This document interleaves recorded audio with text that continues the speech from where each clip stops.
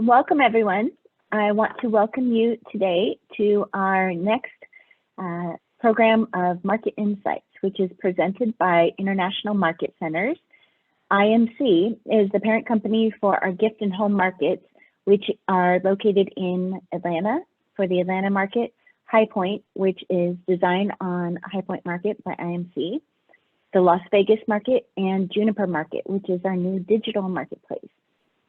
I'm Kimberly Porter, the Senior Programming Manager for IMC, and today our Market Insights is Market Insights, Merging Digital and In-Person Markets, and it's presented by Mary Moore, owner of the Cook's Warehouse and also part of our Juniper market. Just a little background about Mary. She is the owner of the Cook's Warehouse and combines her love of cooking and business. The Cook's Warehouse is located in Atlanta and is the premier gourmet store and cooking school in Midtown and online at thecookswarehouse.com, and is now in its 27th year of business. In 2020, so a couple of years ago, Mary joined the leadership team of Juniper and IMC in a two-pronged role, both as an integral digital operations and external omnichannel buyer engagement. With different responsibilities. She's bringing the voice of the buyers today along with the retail side. So she knows both sides of what you're looking for to buy and also how to shop it. So she's going to give a few pointers and go more in depth into what both the in-person markets are for all of our cities and also what our new market is with Juniper. So Mary, I'm going to let you go ahead and continue. Thanks, Kimberly. I appreciate it. And hello, everybody. Good afternoon or good morning if you're tuning in from the West Coast. I'm going to share my screen here to move into the presentation that I have as we talk through some of the exciting things that are going on today. So we're talking about merging digital and in-person markets. And Kimberly gave you all a quick intro, but just for a little bit of background, I founded the Cook's Warehouse, which are gourmet stores and cooking schools in the Atlanta market back in 1995. And yes, I was only, I think 10 is what I'm going with now when I started that business. It has been super fun, and I've just learned so much over the years about being a retailer, being a buyer, how to source products, you name it. So could certainly talk about retail all day and love that. And then in 2020, last year, was thrilled to join the leadership team for Juniper and IMC. I had been talking with Dorothy Belshaw for a number of years, and Brandon Ward, who was our Senior Vice President of Product, and working on this digital marketplace that they had in mind, which piqued my interest. I thought, you know, how great to be able to shop online and also tie that into what we do at a physical market, because it would make it so efficient. And I was really interested in that concept and so inspired that when the opportunity arose, I decided to join that leadership team. So thrilled to be a part of that, and we'll talk more about that as well. And just suffice it to say, you see the team here led by Bob Marichech and Dorothy, an industry expert for years, as well as Scott Ekman. Bill Furlong is a recent addition to our team. He's our new CEO that comes to us via Verbo and HomeAway, definitely an expert in the digital field. Eric Dean, who is an entrepreneur, has been on the supplier side of the business and built his own digital business with Ferris. And then Max and Alex Frazier, brothers, who also in the digital world. Alex was a sales rep, Max is our chief technology officer, and they very passionately created a business around supporting sales reps in the fields, an app called Repsio and also Shopzio. And then Brandon Ward, as I discussed, our product manager, and Karen, also in the business for years, an expert in marketing and branding. And then I joined to support the operations and also buyer engagement for the team. So our agenda today, we're going to talk about a little bit about COVID has changed business in general. I'm sure, you know, all of you are feeling this, and a lot of this will resonate with you. We'll talk a little bit about some of the issues we're facing now and predictions for what's ahead. And then how buying has changed, because it's definitely changed over time and rapidly in this past year, year and a half. And then I'll talk about just the benefits of merging both the digital and the in-person markets and how powerful that can be for your business. And then just some best practices to end on. And if you have questions, please put those in the chat. I'm happy to entertain questions as we go along, and certainly at the end of the presentation. So let's talk a little bit first about the current landscape.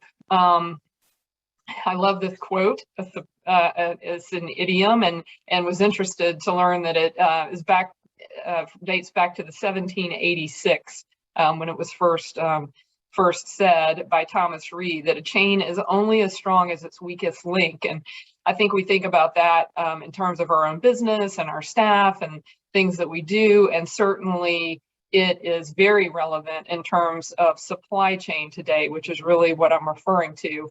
So I'm sure all of you have felt the tension and the strain of trying to be able to source product and find product that's in stock. There's tremendous price pressure on product today, and it is truly because of the supply chain. And I'm a little geeky about things like this, so forgive me if I go a little off the rails here, but just want to give you the big picture of how it all ties together, literally from boat to rail to truck and then into your businesses. The container, there's a big container shortage, and interestingly, as COVID hit and we were trying to help the rest of the world and get supplies to the rest of the world, a lot of containers were shipped to locations that they don't normally go. There are tons of empty containers sitting in Africa, for example, where masks and medical provisions were sent, but no one has taken the time to go back and get them because everybody is too busy trying to get supplies around to the rest of the world.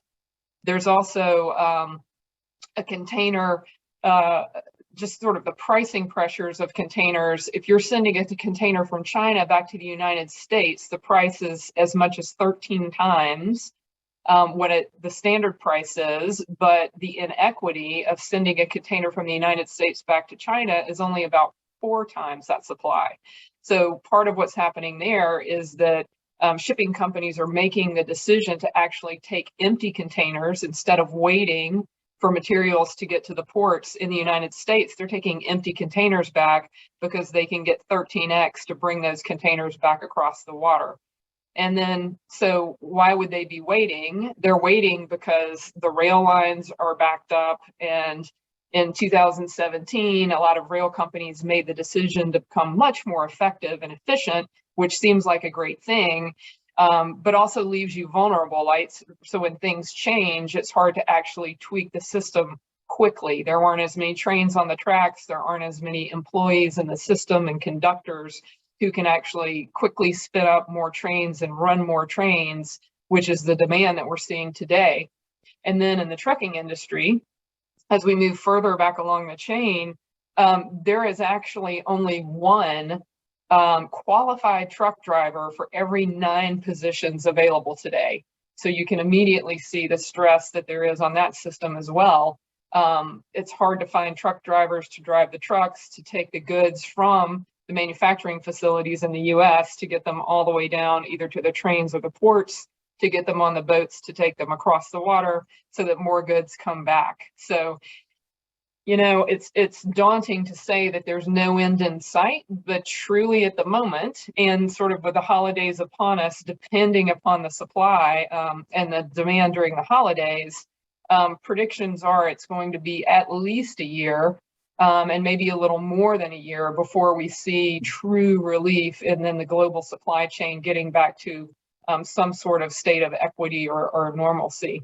They are building more ships, right? There are only so many containers and there are only so many ships, but they are building more ships. And some of the larger ships now will carry as many as 20,000 containers, but those won't actually be ready or coming online until 2023. So you can quickly see how, you know, the opportunity here is, what do we do? So we know this is in front of us. We see it happening right now. And so how we respond to it is really 90% of the game. Just as a reference to some of the cost, I know that you've probably been hearing this from your suppliers and vendors, and you're also seeing it in price increases. we're certainly seeing, we saw a lot of price increases at the 1st of August and seeing them again in September. The price of containers has gone up 134%. For the reasons we've mentioned. It's largely, it's just supply and demand, availability. And then the shipping cost from the US to China and back, the inequity there is causing part of that. And then the trucking prices too have increased exponentially. Finally, the warehousing. So when product does come over and it's ready to be stored, there's actually a lack of warehouse availability and space that's causing additional complexity in the system. So what happens then? It can leave us with a little bit of low inventory. It can leave us with out of stock if we're not strategic and we're not planning for what's happening. So another tension in today's market is labor. I think maybe you've all experienced this as well on the retail side. At the Cook's Warehouse, we were able to maintain all of our full-time employees, but not all of the part-time employees, largely due to the cooking school. It wasn't able to operate last year in the early part of the year. But as we have been able to open up more, it's been quite difficult to bring people back for a host of different reasons. So, what does that mean? You think about your hours and adjusting your hours of business. You think about different ways that you can accommodate for the changing markets. So, the good side of that is some of those changes have actually been quite good for the business. And we've learned things and tested things and tried things that in normal times we wouldn't have done. So it's always good to just keep your mind open to the possibilities and think about different ways to meet the response of what's happening in the market. So another thing that's happened is that some of the key markets and in the housewares industry, those canceled last year. IAJ, for instance, hasn't held a show since March of 2019. New York Now had to cancel several shows last year. Ambiente did as well. And so our opportunities for sourcing have become more narrow from physical markets. But then, proudly as a team member at IMC, I'm happy to say that we actually have not canceled any markets. We worked together with Dr. Carlos Del Rio, who is a specialist in infectious disease. He helped us put together a Together Safely plan so that we could understand how to run our markets in a very safe way to keep both of our staff and our customers, our buyers and sellers safe while they're on our campuses. So as you are planning for markets in the future, you can certainly count on the opportunity to visit any of our markets in Las Vegas or Atlanta and High Point. And you can see those dates and times at either the market email addresses themselves, or you can start at imcenters.com to check out the schedule. So some good that's happening as retailers and as designers and vendors, if there are vendors on the call, consumer spending is on the rise. No doubt we're seeing a big rebound and a big increase.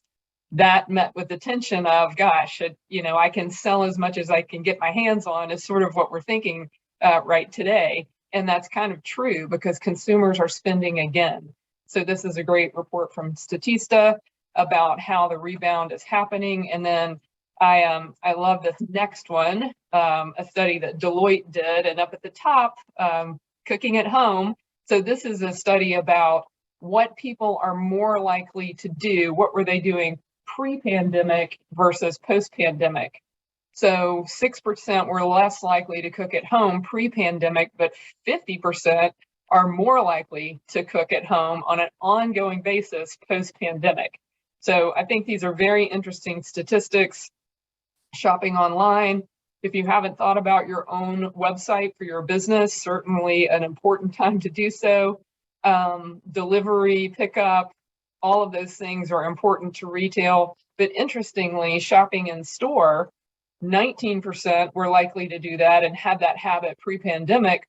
30% are likely to do that post-pandemic. So I think that's very good news also for brick and mortar business. And I do believe that we have, for the independent businesses who are listening in, I think we have a big advantage. I think there is a strong return to local. I think people are very interested in supporting businesses that also support their communities. for lifting up the businesses who were quick and savvy and able to help people out during the pandemic because they were able to flex and figure out ways to stay in business.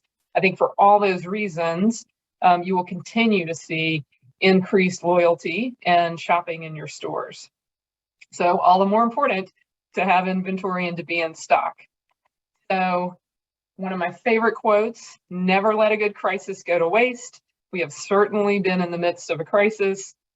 For me, in my 27 years of business, some of my biggest decisions and most important and successful decisions have come out of points of crisis. So there is absolutely opportunity in times like this. And so important to find those. How can we do that? Well, one of the things that we've all done as buyers, I'll speak generally for all of us, hopefully is the case, is we have been changing our buying habits. We have to think about buying differently, and we have to think about different ways of sourcing and different opportunities as the market around us changed overnight, really.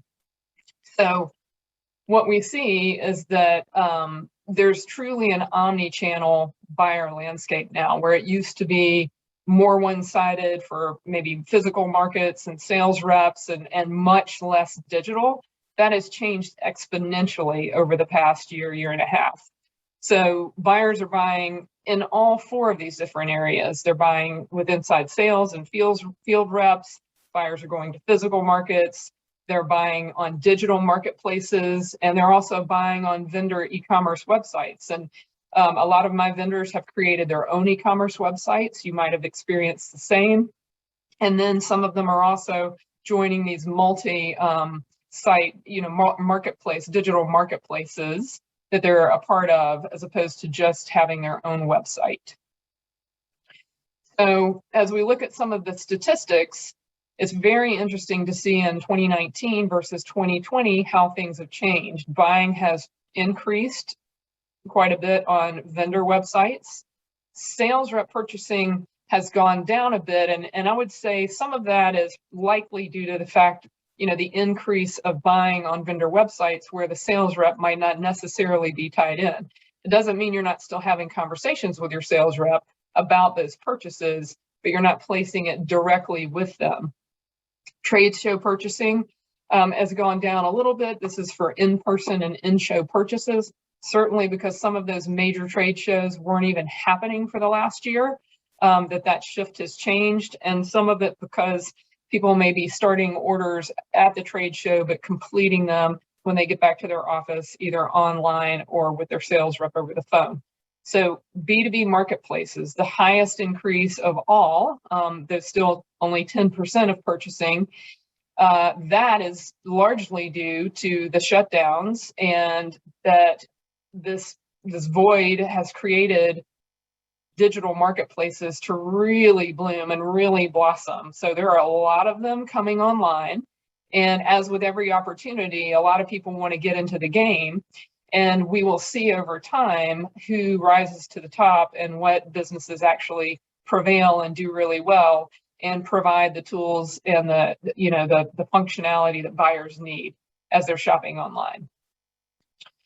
So the other interesting piece, and we appreciate this study from McKinsey and our friends at Evergreen, when thinking about those B2B, that 10% of transactions currently, what does that look like? And it looks like it's sort of a new normal in a year that's been anything but. I love that turn of phrase. And it is saying really that 2/3 of buyers prefer some type of remote interaction or digital self-service. So there's a lot of benefit to being able to shop 365 days out of the year.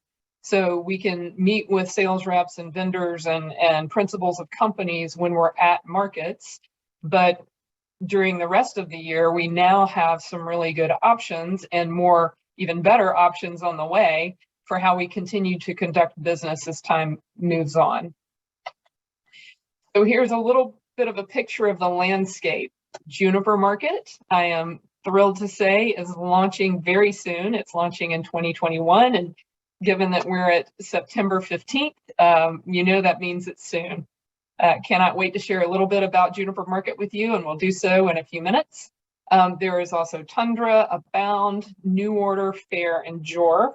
I'm sure that many of you are familiar with some or all of these, and they have different specialties and operate a little bit differently in how they work, or what their pricing is, or the offerings that they have. What I will say about the landscape as we're seeing it currently is that the only marketplace that is truly omni-channel and keeps the sales agency and the sales rep in the cycle of the purchase is Juniper Market. So a very important distinction from the rest of the competition. And one of the things about this digital marketplace and the team that really piqued my interest when I joined the company, because I believe that sales reps are our best consultants. They're advocates for our business. They help us with assortment. They help us think differently. They help us sort of get out of our own sometimes stale box of what we've been thinking about and how we've been stocking our stores. And so to take them out of the equation, I think takes away a key part of doing business that helps us be more sustainable, more timely, and more sort of fresh for our customers. So some of the benefits of merging digital and in-person, as we've talked about. So physical markets, the benefit of merging these two will make your physical market experience successful because you can really plan ahead. I mean, the whole point of physical markets is to meet with suppliers, to set goals, to negotiate deals. I mean, I'm sure you've experienced there's nothing like face-to-face, and there's no better way to convey something positive or negative than having that in-person conversation. Zoom's great. It has certainly helped us all, and phone calls are great too, but there is just no way to supplant what face-to-face does. Meeting with colleagues and catching up. Certainly the shows that I've been to over the past year, it was like a big homecoming. It was so refreshing and so wonderful to be with my friends and colleagues who have different gourmet stores around the country, because, you know, we're used to seeing each other and getting together, and it was almost a year before we saw each other. So, and we always share best practices and great ideas, and it's a way that we continue to learn from one another. And we've all been so busy in our businesses and with our different endeavors dealing with COVID, you don't get that same kind of quality time unless you're together at market. And then meeting new suppliers and finding new products. Then also being able to see and touch and feel products that really require in-person assessment. It could be a gourmet food you're buying, you really want to taste it. It could be some textiles and you want to see how the hemline is or the stitch line is. And there's some things that we just can't translate over the screen. So pardon me one second. So some things you need to see, and then you can start orders in the showroom and you can finish them in the office or at home, or, you know, at your leisure. If you're a midnight buyer or 2 a.m. awake and want to get it done, then you can get it done when you want to get it done if you're able to use these digital applications. And then this really helps grow your business by staying in stock and keeping a fresh assortment of new products year round. So you can find new products on the digital marketplace, and you can plan for follow-up at physical markets. What do I really want to see? What do I want to prioritize when I get there? You can start orders online and finish them once you've been able to see and feel and touch or taste whatever the need may be when you get to market. And then you can discover new products throughout the year. I mean, one of the greatest things about physical markets is finding new. Now we have more sources for finding new, so we can continue to do that. We can efficiently place reorders and create boards and share those with friends, which is a powerful tool that Juniper Market has. I'll show you in a minute. And then, you know, keeping the shelves full, staying in stock and buying with confidence to know that the inventory is available. How many purchase orders do you place? And it kind of goes off into the ether and you just have no clue whether it's going to show up or not, because you don't know what the inventory availability is. With the new digital marketplace, you can know what your inventory position is before you buy. And then downloading product data and images before they arrive in the store or in the warehouse I mean, how wonderful would it be to be able to load everything on your e-commerce platform, have it set up and ready to go and ready to sell, so that as soon as it hits your dock, you can turn it on instead of waiting to have to find out once it gets there what you need to put it into the system. So managing your open to buy, alluded to that a little bit earlier, because you're ordering in stock goods. Now, one thing I would say is that, depending on the industry you're in, leaving back orders open currently is really important. Now, you may say, okay, well, that ties up my open to buy and I don't know if it's coming or not. But for branded goods that are in limited supply, I think right now it's essential to leave those on order so that you receive them at some point, because whoever has the inventory will sell the inventory. So really important to leave that open. And then equally to find redundant suppliers for non-branded inventory. There are these blind items where we can have, it doesn't matter what the brand is. If it's a glass ramekin, that's a great glass ramekin, or a dish towel, or other gift items perhaps, then having multiple suppliers and sources is really key. So staying in close communication with your sales rep and let them be your consultant. So I alluded to that earlier. And with a digital marketplace that keeps the sales rep involved in the cycle, they're going to know what you're doing and when you're doing it and how you're doing it. They'll be able to help when you need help. If something doesn't arrive the way that it should or doesn't arrive on time, they're already on top of what's going on. And so, for me, our sales reps are they're like family. They're like part of the team. Most of them I've been working with for all 27 years. And I look at them equally as important as anyone else who is on staff. So keeping them involved is key. So a little bit about IMC and our story. We take great pride in 60 years of relationship building and B2B wholesale knowledge of furniture, gift, home decor, and the apparel industries. So we knew that the buyer-seller relationship needed to be streamlined and become simpler. So we created Juniper, a fully integrated omnichannel B2B commerce solution helping buyers and sellers grow their businesses. And this is the team that you saw earlier. They are truly from the industry and for the industry. So creating from a point of passion and from a point of purpose that I would submit is different from a lot of the other marketplaces that you would see today. So thanks to a simpler, easier way to manage and exchange data across every channel, you can now sell more with less effort and less cost, and still be everywhere you want to be in your business. Sounds great, right? We need time. The one thing we need is time back. If we don't have enough staff in store, we need to be on the floor more, which means we need to be able to purchase more efficiently and manage our inventory more efficiently. So all in the spirit of giving time back. The merging of digital and physical, easy to see in this slide here that it's our mission to provide that omni-channel sales and marketing platform that seamlessly connects both.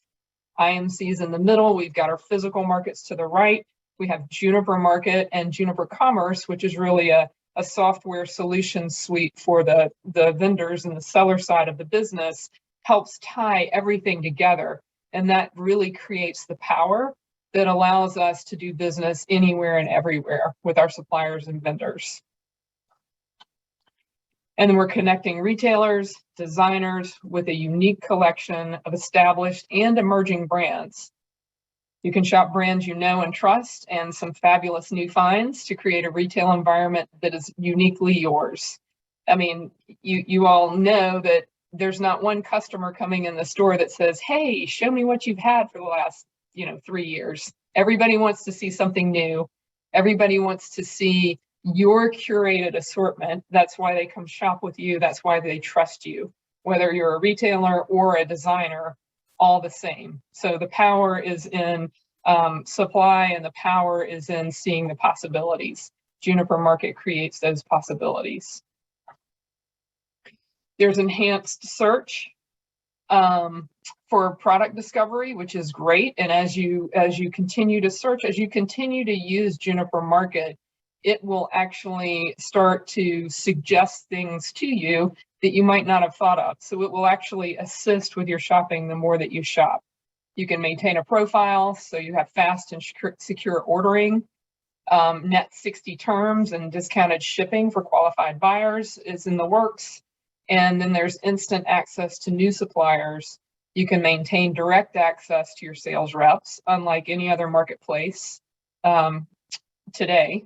And you can build boards and share them with colleagues and team members. I love the boards. I've got an example of those. Here's how you can see this item where you can favorite it, and you can create different boards. So you can have a quick view of your favorite things for efficient shopping. You can shop by themes, so you can create different boards around themes, and then you can share those assortments. So this page shows different boards. You can have one for summer purchases, fall, an interiors collection, favorites. One of the things my friends and I do after the Housewares show every year, we would get together for we'd spend an extra night and an entire day to sort of go over each other's notes and share pictures and share, tear sheets. And now we can just do it electronically. I can actually click on one of those items and immediately email it or text it to someone, and they could click on the link and order it. I mean, that is just, to me, unbelievable, because how much fun, instead of sharing tear sheets and Evernote and different tools that we used to use. You can also, if you're the store owner and maybe you're not the buyer, or you're a designer and you're working with a client, you can set up boards and you can share them with your buyers, share them with your clients. You could share them with a store manager or a merchandiser to say, hey, look, this is the assortment that's coming in. This is the theme that we've created that's coming in. And they can think about what that display is going to be and how it will be, what the home will look like for it when it hits the store dock. So you can be ready to truly merchandise in a day, merchandise in a morning, because you know what's coming and when it's coming in. There's a multi-cart checkout function in Juniper Market, which is super efficient too. So you can shop multiple vendors. You can shop a broad assortment all at one time, and then it creates separate shopping carts per vendor for you, so that you can go to the end and quickly check out. You can see how much you've spent with each vendor. You can level set against your open to buy. You can make modifications before you complete the checkout, and then check out right there. And then there are multiple methods of payment. You can choose, depending on what the vendor prefers or what you prefer. They'll offer credit card terms. You can pick your favorite credit card, or net terms that you've already negotiated with your vendor. Or we have Juniper Credit coming soon, which will be an opportunity for net 60 for qualified buyers as well. And then finally, after you submit your order, sometimes it feels like it goes into the ether and you don't know what's happening. So you receive immediate confirmation. You know your order's been placed, received, you have tracking information, and then you can see your order history. So you can very quickly go back and reorder and see what you've purchased previously. So I'll end on what I feel like are some of the best practices for business. Prioritizing physical markets. Again, there's just no substitute for that face-to-face connection. You can meet with your key suppliers and set goals. You can see, touch and feel and taste new things, and meet with colleagues and catch up, find new products, and you can prepare before you go. That merging of the two really gives you the power to be very prepared when you get to market. You can set up a board for the things I want to taste, touch, and feel, right? When you get to the physical market. So it becomes very efficient. Utilize digital markets. You stay connected to your suppliers and sales reps throughout the year, which is key right now. We want to know what's in stock, when it's in stock, and what's available, what we can get. We have to reorder often. And we want to continue to find new products so that when the customers come in and say, hey, what's new? We have something new to offer. We can place reorders digitally, and again, the boards you can create. So managing your open to buy is critical. Keep yourself in stock, order often and order a lot. And today I'd say more than you think you need. And leave the back orders open, just a reminder for that. Find redundant suppliers, and then stay in close communication with your sales reps. It's really, really key. If I might, I just want to take a minute and 7 seconds to show you all a quick video I know that I've espoused a lot about Juniper Market today, and I am super proud of it and the incredible, passionate team that's behind it and building it, a team of over 200 people strong. So to say there's a strong commitment to this product is a little bit of an understatement, but this is just the voice of a few people who also really appreciate what's coming online. Juniper Market is like if you come into the market every single day. The advantages of being a partner in the Juniper Market is you'll be able to come online and see our showroom product 24/7, 365. They're making the experience easy for you as a buyer to come on and find all the brands you love and all the things you want to find for your store. It also keeps our reps connected. It's all together. So you have reps here that work with you. Your reps will still be able to work with you through Juniper Market. Through Juniper Market, you can contact your reps, stay in touch with them, see new products. It's all integrated in real time. It's a site where you can come and experience all the things that we bring you at a show all year. Ease of shopping, ease of experience. You'll be able to see copy, digital scripts on this, touring the showroom digitally. We'll incorporate all the things we do when we come see you to all the things we do at our markets in person and connect all across throughout the year. And anyone who's interested can also register at junipermarket.com, and you'll be notified as soon as the marketplace is open and ready to shop. So we would love to have you be some of the early adopters. Well, thank you all so much. Happy to spend some time with you today, and we are here and happy to help with all your shopping needs at physical markets or online soon. Thank you.